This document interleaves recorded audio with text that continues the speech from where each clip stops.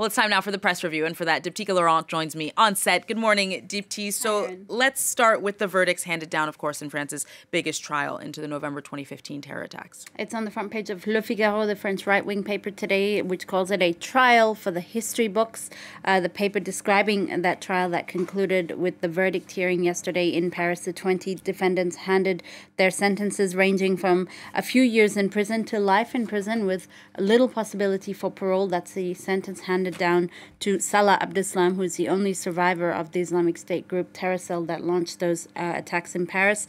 The paper's editors, or the editors of Le Figaro, say that this trial was a chance for some of the victims to sort of work through their pain collectively, but that the attacks also remain proof of the security failures in France and Belgium at the time that allowed these individuals to plan and execute these terror attacks. The verdict, though, the paper says, is nonetheless a strong message, I quote, to the Islamic fanatics who killed in the name of sectarian ideology.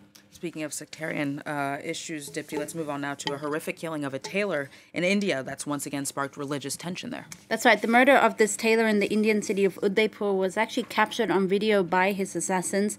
Kanaya Lal Teli had his throat cut, and his murder was videotaped by two suspects who are now under arrest. They say it was revenge for comments made by the spokesperson of the BJP party, that's the ruling party that Narendra Modi, the Prime Minister, heads, in which that spokeswoman criticized the Prophet Muhammad for marrying underage women.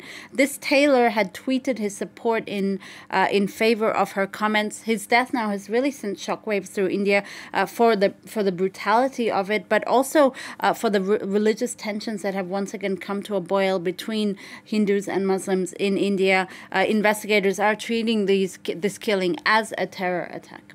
What are Indian papers saying about this, Diptyque? Well, there's a lot of editorial reactions today, Aaron. The editors of the Times of today say it is clear that this is an act of terror and that it requires an appropriate response. The paper warns that if this killing is part of a wider plan, then India's intelligence really need to step it up. They need to be proactive in how they respond to this. The government must also keep an eye on individuals and groups who say or do things that can aggravate an already volatile situation in India. The Deccan Chronicle, another Indian paper, reminds us, meanwhile, that the cornerstone of India and its civilization has always been a tolerance of diverging ideas.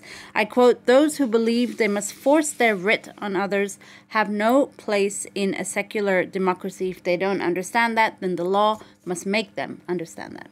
Let's move on now to a decision in LA, which will see some prime beachfront real estate return to the descendants of a black couple nearly 100 years after it was seized from their ancestors. Yeah, it's a great story. LA County officials voted earlier this week to return this strip of land called Bruce's Beach to the descendants of Willa and Charles Bruce. The couple purchased the land in 1912, and basically they built on it and they ran it as a West Coast resort for black Americans. You remember at the time beaches were segregated, and you know they weathered intimidation and racism from the KKK and locals.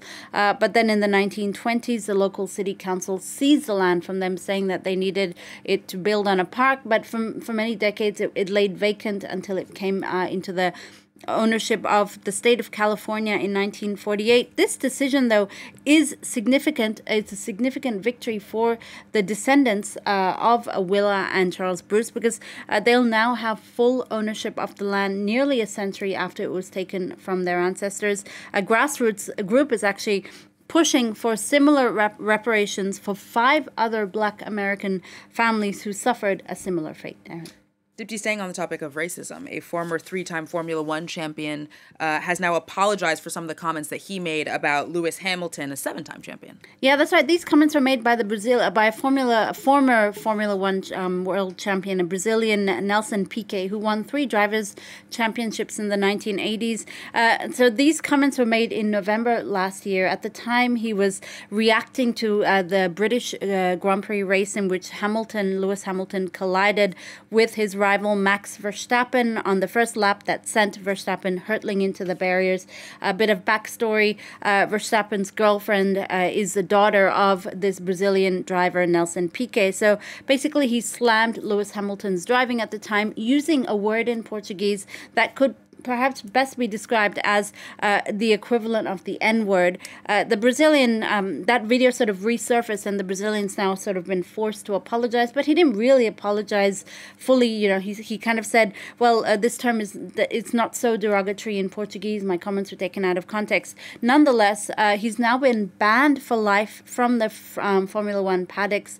It's a real clear show of non-tolerance towards racism in sport from the part of the Formula One authorities. All right, Dipti, let's end then on something a little bit lighter, a heartwarming photograph that you've chosen for us. That's right. It's a photo, no caption needed. It's just a super cute owl in a towel, and it's not particularly newsworthy, but it's just one of those pictures you come across and you're like, you know what, this is really cute. It makes my day.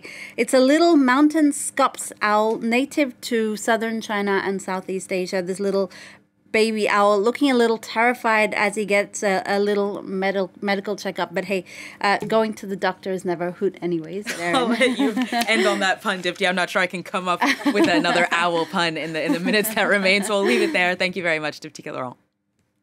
Well, that is all for me, but do stay with us here on France 24. More news and analysis continues.